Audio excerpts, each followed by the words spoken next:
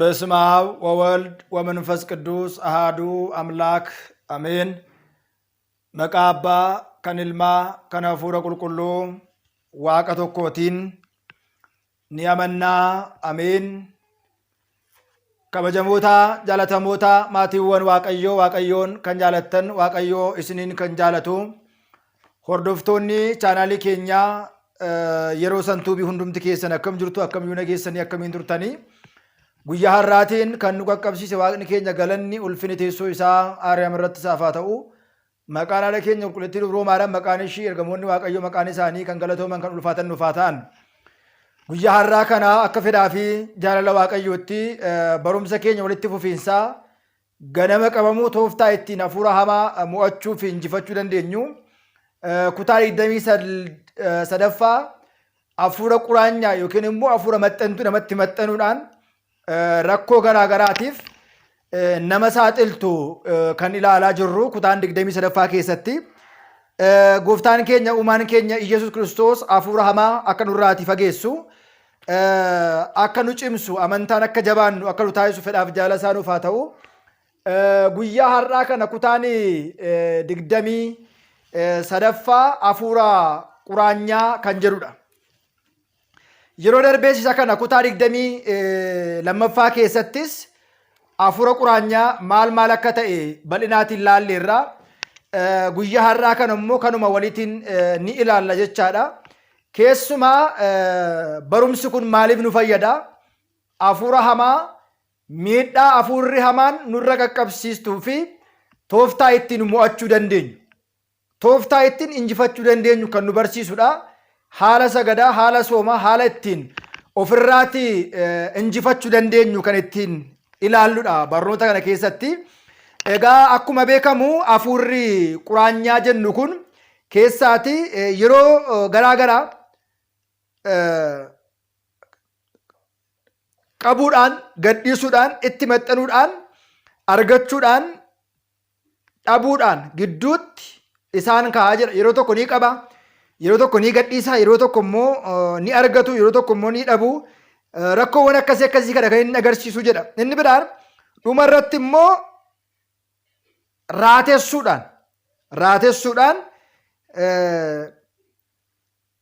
raatessuudhaan isaaniin balleessaa jedha.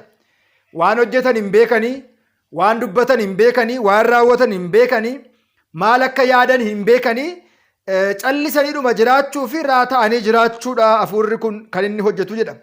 Inni biraan hafuura hamaa yookiin immoo dursaa hafuura hamaa budaa zaarii yookiin immoo hafuura faksiisaan itti maxxanuudhaan armaan gadiitti karaa armaan gadii kanatti abbaa haadha uumaa isaa waaqayyoo isaa biratti qabeenya isaan qaban sidha jedhanii zaarii sanaatiif sagaduu fi itti buluudhaa jedha. Abbaan keenya haati keenya sidha jedhanii isatti buluu fi isaaf aarsaa dhiyeessu. Har'as namoonni baay'een hafuura hamaa kana aarsaa dhiyeessuudhaan, hafuura hamaa kana gabbaruudhaan, hafuura hamaa kanatti qaluudhaan aarsaa isaaf dhiyeessan har'as baay'ooliin isaanii ni mul'atu. Abjuu kana keessa kan hin dammaqne baay'oolii isaanii jiru jedha. Namni tokko immoo qalee dhiiga isaa ni gabbaraaf yookiin immoo ni laataaf. Isa kanaatiif buddeena barbaacha warra dhiphatan, warra jooran karaa irratti gaafataa fi barbaadaa kan hin qabne lammii, daa'imman, hojjettoota kanaaf kan fakkaatan karaa irratti mandara keessatti butee fudhachuudhaan bifa kanaatiin daabiloosiitiif akka isaan gabbaran, daabiloos isaan irratti hirkatee isaan irratti maxxanee ni jiraataa jedha. Kanaatiin booda hafuurri maxxantuu yookiin immoo quraanyaa jennu kun kan inni hojjete xonqaayichi yookiin immoo inni matiidhaan hafuura daftaraatiin hojjechiise namni sun hafuura quraanyaa yookiin immoo hafuura maxxantuu kan itti ergameetiif miidhaa kanaatiif miidhamaa ta'aa jedha. Dhiiga namaa daabiloos waliitiin dhiiga namaatti daabiloos maxxanee jiraatu waan ta'eedhaaf hafuura zaarii gara zaariittis jijjiiruudhaan kan hin gadhiisnee fi kan hin fayyine ta'eetu isa dhiphisuu danda'a jedha. Jireenya isaa guutuu immoo hundumallee isaaniin mormaa jiraataa jedha. Namoonni baay'een hafuuronni kun garaagara ta'an, adda adda ta'an, ulfaataa fi miidhaa garaagaraa namarratti ni qaqqabsiisu. Dhiiga namaatiin kan hojjetaman hafuuronni dhiigaa dhibbaan dhibbatti wantoota hundumaa caalaatti miidhaa guddaa namarratti qaqqabsiisuu danda'u. Atattamaanis yoo simachuu baanne qaama namummaa keessaa baasanii raatessanii jireenya isaanii akka isaan dhaban, jireenya isaanii akka isaan hin arganne, gammachuudhaan akka isaan hin jiraanne hafuurota si'ool, hafuurota si'ooliitii jedha. Inni itti aanu kutaadhuma kana keessa kutaa 23ffaa keessatti የአዚም መንፈስ hafuura raatessaa jechuudha. Hafuura aziimi jechuun immoo hafuura raatessaa jechuudha. Egaa akkuma beekamu hafuurri kun aafzis aadengis kan jedhamuun kan hojjetamu gaafa ta'u, kan raatessu, kan naasisu hafuura kanaa jedha. Aafzis aadengis jedhamaniitu namni akka inni raata'u, akka inni fajaju yookiin immoo hafuura fajachaa jechaadha. Aafsis aadengis jedhameetu kan inni beekamu. Hafuurri kun maal godha? Namoonni dhibee kanaan qabamanis maal fakkaatu kan jedhu ilaaluun barbaachisaadha. Aazim jechuun raatessaa, akkuma kana naasisaa fi dabbaramuu kan jennu yookiin immoo maddabar kan jennudha. Nama dantaa hin qabne yookiin immoo nama calliseedhuma jiraatu, nama caanaa uumuus hin dandeenye taasisuudha jechuudha.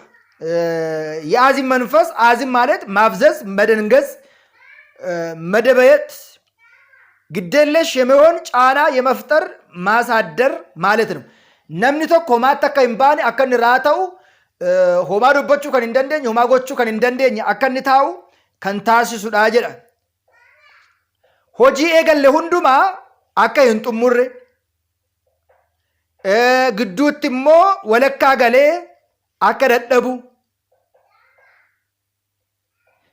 gidduutti dhaabachuu, waan eegalan dhiisuu, kanaaf kan fakkaatan hojiiwwan eegalle akka nuti hin hojjennee fi wanta isaatiin yookiin immoo akka inni sochoone socho'uu hin dandeenye taasisuudha jedha. Yoo qonna ta'e qonni sun jalaa deemuu dhiisuu, hojii yoo ta'e hojiin sun akka inni hin hojjetamneef ni hojjeta, garuu hojiin sun milkaan akka hin baane gochuudha. Barumsa yoo ta'e barumsa isaatiin barate akka hin xumurre yookiin immoo akka inni qabxii gaarii hin finne. Karaa biraa immoo kaayyoon karoorse hojiin isaa otoo hin hubatin, otoo hin xumurin karaatti hambisuudha. Wantoota hundumaa ija jalatti ilaaluudhaan to'annoo ofii jalaatii akka ta'u godhaa jedha.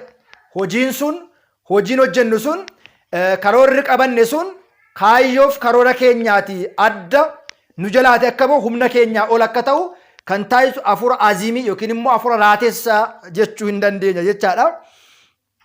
Hafuurri aziimii yookiin immoo hafuurri raatessaa kun sammuu irraa eegalee hirriba qofaa sitti gadhiisa. Namoonni tokko tokko lafa hojiittis fakkeenyaatiif otoo homaa hin beekin isin amma mana keessatti hirribni sitti baay'achuu danda'a. Yeroo hundumaa ganamas galgalas hirribadha, yeroo kadhannaa hirribadha, yeroo soomii hirribadha, yeroo hojii hojjettan hirribadha. Waan akkasii kana hafuura hirribatti baay'isee raffisu ta'uu danda'a. Hojii kamillee akka eegaltu hin barbaadu, si ciibsisaa. Laphee kee irraa eegalee immoo qaama kee hundumaa si dadhabsiisaa jedha. Hojii akka hin hojjenne immoo yookiin immoo akka ati hin raawwanne si taasisaa. Kanaan wal qabatee immoo dadhabbina yookiin immoo waan uffuu itti baay'ata. Karaa biraa immoo hirriba dhowwuu fi dadhabsiisuudha jedha. Yeroo tokko tokko immoo dadhabbina baay'ee ulfaataa ta'e otoo ofirraatii qabnu hirriba kan nuun fudhanne yoo ta'e, gama tokkoon hirriba qabsiisa, gama tokkoon immoo hirriba nuun qabsiisu. otoo baay'ee dadhabnee jirru yeroo hirribaaf gara kutaa ciisichaatti deemnu hirriba sana akka nuti hin rafnee fi akka nuti hin boqonne illee gochuudha. Kana faana hafuurri kun sammuu irratti miidhaa inni fidu hirriba dhowwuudhaan faana kan wal hin qabanne miti. Kanaatiif egaa raateessee hirriba dhowwuudhaan kan dhorku malee kan dhiphisu sammuu keessa kan inni kaa'u hafuura azimiitiin nama miidhame mallattoon akkasii kun irratti argamaa jira. Kanaan booda si dhiphisa, si yaachisa. Karaa tokko tokko immoo akka xiyyaannee fi karoora akka hin qabanne si taasisaa jedha. Mataa kee hunduma irratti dhibee, laphee hundumaa irratti immoo dadhabbina sitti ta'aa jedha. Isaayyaas boqonnaa tokko lakkoofsa 5 isa kanaatiif dubbisuun dirqama keenya ni ta'a. Inni itti aanu immoo hafuura lususii yookiin immoo hafuura daddarba የዝውውር መንፈስ kan jedhamu. ሉሱስ መንገድ ላይ የሚጣል ቁራኛ ሲሆን አፉር ኩን ሉሱስ ወኪንሞ አፉራ ጆራ ወኪንሞ የዝውውር መንፈስ አፉራ ደደርባ ከንጀኑዳ ከራ ኢረቲ ከንገተሙዳ የሮ ባዬ አፉር ኩን ሞጀዳ ሉሱስ መንገድ የሚጣለው ቁራኛ ሲሆን ቁራኛ ወኪንሞ መጠንቱ ከራረቲ ገተሙ ይወተው የራስን ጉዳት ለሌሎች አዛውሮ ራስ ነፃ ማድረግ እንኩንሞ የሉሱስ ወኪንሞ አፉራ ዝውውሪ ወኪንሞ ደደርባ ከንጀኑ ኩን ofirra marsamee gatamuudhaan ofi bilisa godhee qaama biraa irratti akka mul'atuu fi qaama biraa akka miidhu kan godhamudha. ከባድ ድንገተኛ ጉዳት በሌሎች ላይ የሚያስከትል ማለት ነው። ሚዳ ተሳ ዮኪን ሞ ሚዳ hin beekamne warra kaan irratti miidhaa fiduudhaan kan beekamu jedha. Fakkeenyaatiif ashaaroo, xibbinya, jooroo, cokkoo, qoloo isaan kun ashaaroo, daabboo, cuukkoo, akaawii, urgufoo kanaaf kan kana fakkaatan baxabbaxanii karaa irratti naquu jedha. Warreen hafuura lusus የዝውውር መንፈስ hafuura daddarbaa kana hojjetan immoo cuukkoodhaan, ashaaroodhaan, daabboodhaan, akaawiidhaan baxabbaxanii karaa irratti ni naquu jedha. Yeroo kana dursee hojii isaa galuudhaaf naannaa mana ispoortiin itti hojjetamu deemuudhaaf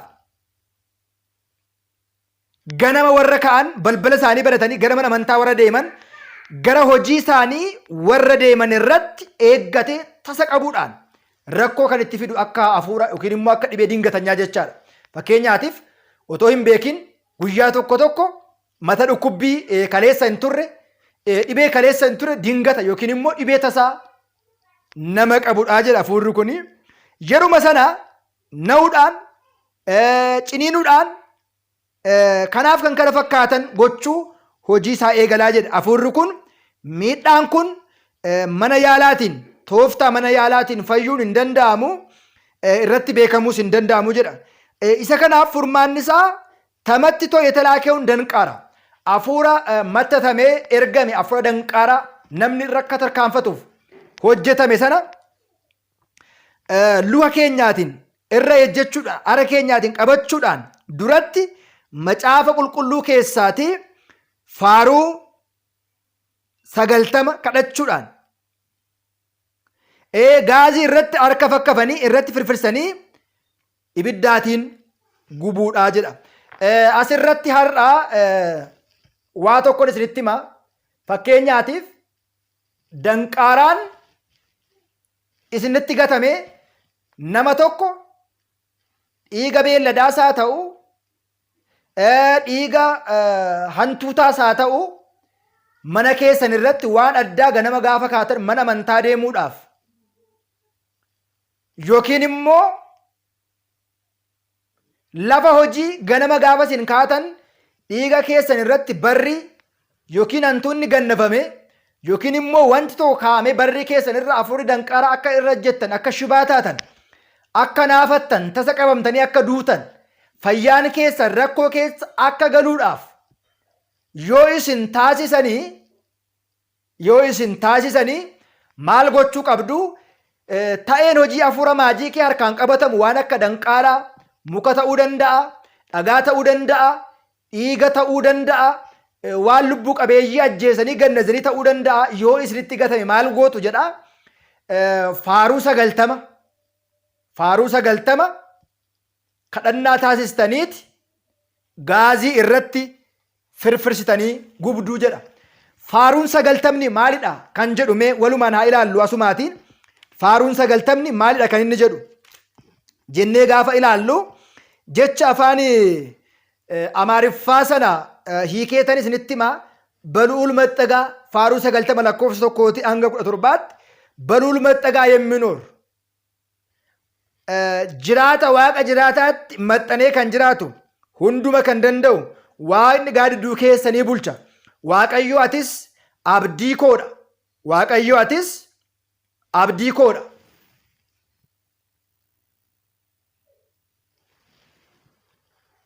Waaqayyo atis abdii koodha sinan jedha. Uumaa koo atis sittan dhokadha. Sinis nan amanadha. Innis immoo kiyyoo diina koo irraatii kan na naayisu irraatii si fayyisa. Kan si naayisu irraatii si fayyisa. Baallallaa isaatiinis si haguuga. Baallalloota isaanii gadittis immoo ni abdatta. Dhuguma akka gaachanaatti sitti ulfaata. Halkanis miidhagina yookiin immoo simboo miidhaginaa guyyaa fi halkan warra balali'u eeboo sanarraati halkan kan deemu waan hamaarraati balaa tasaa fi halkan keessas hafuura hamaa hin sodaattu. Mirga keetti kumni bitaa keetti kumni 10 ni kufu. Gara keetti garuu hin dhiyaatani. Ijoota keetiin qofa ni ilaalta. Oolummaa cubbamootaa ni agarta. Yaa gooftaa ati abdii koodha. Jiraataaf dhokataa koo na taasiste. Wanti hamaan gara keetti hin dhiyaatu. Balaan tasaa horii saankee gara mana keetti hin galu. Karaa irratti akkas eeganiif ergamoota isaa hin ajaja. Lukoonni keetis dhagaatiin akka hin dogongorre harka isaaniitiin sin kaasa. Yeeyyii fi bofa irrattis ni ejjetta. Leenca sanas bofichas jawwee sanas irra ejjetta. Anaan amanteetta waan ta'eedhaaf sin gachisiisa. Maqaa koos beekteetta sin haguuga. Na waamus nan deebisaafi. Guyyaa rakkinaas isa faana nan ta'a. Nan isa oolcha. Nan isa kabajas. Umurii dheeraas nan kennaafi fayyina koos nan agarsiisaa jedha. Faaruun kun akkuma beekamu namni tokko hojii hafuura danqaaraa yookiin immoo hafuura matatii nurratti hojjetee waan lubbu qabeeyyii ajjeese waan garaa garaa godhee yoo nutti gate ganama irra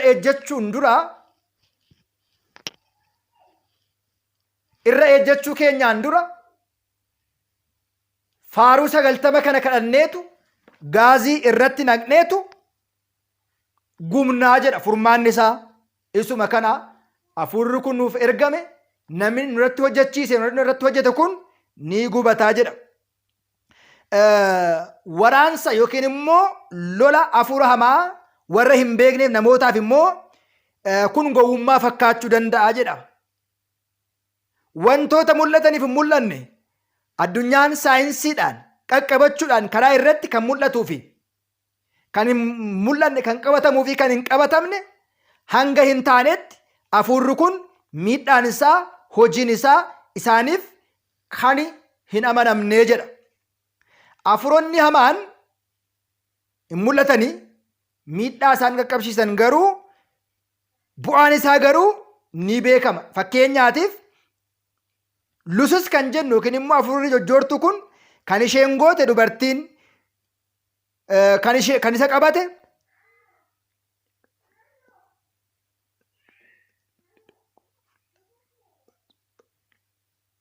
qaama irratti miidhaa qaqqabsiisudha. Ganama irratti, hojii irratti, lafa ispoortii irratti, walumaa gara barii obboroo eegamuudhaan, sochii namaa eegamuudhaan karaa irratti kan gatamu, barii irratti kan darbatamudha jedha. Hafuurri hamaan luka irratti karaa lukaa ni gala, harka irratti karaa harkaa ni gala. Waan qaqqabanne sana, waan irra jenne sanaatiin lukaan harka keenyaatiin nu qabuu danda'a jedha. Inni biraan immoo wanti dinqii ta'e amalli hafuura kanaa immoo hafuura kanaan kan qabataman, kan qabamte dubartiin yeroo isheen dadhabdu, yeroo isheen dulloomtu, gara nama biraatti immoo ni ci'a yookiin immoo ni darbaa jedha. Fakkeenyaaf nam tokko hafuura danqaaraatiin qabamee namni kun jireenya isaa guutuu ittiin dhiphatee yaa'u du'uun namaa hin oolu waan ta'eedhaaf gaafa du'u ishee irraa qaama biraatti, dhiiras haa ta'u dubara irraatti haa ta'u nama biraatti darbaa jedha. Waaqayyo irraa akka ta'e, Waaqayyo irraa akka ta'u biyyi lafaa immoo hunduu hafuura hamaatiin akka qabame ni beeknaa jedha. Tokkoffaa Yohaannis boqonnaa 5 lakkoofsa gubbaa irratti ከእግዚአብሔር እንደመሆን ዓለምም በሞላ በክፉ እንደተያዘ እናውቃለን። ዱጉመtti addunyaan keenya hafuura matatii, hafuura xinqulaatiin, hafuurota garaagaraatiin qabamtee jirtii jedha. Kanaatiif egaa isaan kana hundumaa hafuurota hamaa miidhaa isaanii akkamitti ofirraatii dhorkuu dandeenya? Waliigala isaa tooftaa ittiin ofirraatii dhorkinu yookiin immoo tooftaa ittiin jalaa baanu, tooftaan isaa karaa mata duree biraatiin walitti qabne ilaaluun ni danda'ama. Baay'ee irraa xiqqoo ishii bu'aa isaanii gaabbii galuudhaan, fooniif dhiiga gooftaa fudhachuudhaan, sagaduudhaan, kadhachuudhaan, tsabala xammaqachuudhaan, yaadannoo qulqullootaa taasisuudhaan, bakka garaagaraatti waaqayyoon eegaa kodha jennee kadhachuu fi hafuura hamaa kana gooftaan keenya, uumaan keenya Iyesuus Kiristoos nurraatii akka inni fageessu yookiin immoo humna waaqayyoo akka argannu gochuun barbaachisaadha. ሌላው ምናልባት ክፍል 24ን በሌላ ብንመለከት ኩታ ይደም ያፈፋው አብራት ይላል ነምኒ አፉር ሐማቲን ቀበሜ ማልማል ጎቹ ቀባ ጀነ ጋፈላሉ ተኮፋን ጋቢ ገሉዳ ኤርጋ ጋቢ ገሌም ቦደ ማል ጎዳ ፎን ዲጋ ጎፍታኒ ፉዳታ ገነመስ ገልገለስ ሰገዱዳ በከ ከለና ቆጴፈቹዳ ጸበለ ጠመቀቹዳ ይሮ ሁንዱማ ደደብስኔ ፎን ዲጋ ጎፍታ ፉዳቹዳ ይሮ ሁንዱማ ወንጌለ ዱብሱዳ ገነመስ ገልገለስ ከለናዳን ጭምኔ በከ ከለና ቆጴፈቹዳ አፉር ሐማ ጀላቲ በውዳፍ ቶፍታን ኢሳ ጉዳን ኬሱማ ኢሳ ከነዳ namoonni baay'een hafuura hamaatiin yoon qabame amantaa koo yoon jijjiirame nan fayya jedhanii yaadan jiru. Hafuura hamaa, hafuura qaalluu, hafuura xinqolaa, hafuura matatiif baqachuudhaaf gara shakkaa kan deeman masqalii morma isaanii kan kutan baay'olee isaanii jiru. Hafuura hamaa jalaa ba'uudhaaf fannoo ofii kutachuun nama hin oolchu. Fannoo ofii kunnee deemuun nama fayyisuu hin danda'u. Inni guddaan gaabbii gallee fooniif dhiiga gooftaa fudhannee ganamas galgalas saganne yeroo hundumaa mana qulqullummaa deemne wangeela dubbisne faaruu daawit keessumaa 22 faaruu daawit 35 faaruu daawit 51 faaruu daawit 90 faaruu daawit 146 hanga dhumaatti dubbisuudha. Seefa sillaasee seefa malakoot kan guyyaa hundaa kan guyyaa sanaa seefa malakooti dirsaaniiwwan garaagaraa kadhannaa mooraa fannoo isaan kana kadhachuun barbaachisaadha. Kanaaf guyyaa har'aa kana tooftaa hafuura danqaaraa yookiin immoo yelusus manfas yookiin immoo የዝውውር መንፈስ nama tokkotti darbu yookiin immoo hafuura danqaaraa nuuf kaa'ame akkamitti irraa fayyuu dandeenya, hafuura matatii keessa akkamitti fayyinee ba'uu dandeenya kan jennu kutaa 23ffaadha kan laalle. Ammas kutaan 25ffaa itti fufaa keessumaati namoonni fayyuu barbaadan wangeelli keenyas fayyuu barbaaddaa jedha. Fayyuu barbaadaa fi fayyinni fedhaan fayyama. Hafuura hamaarraa immoo ba'uudhaaf namni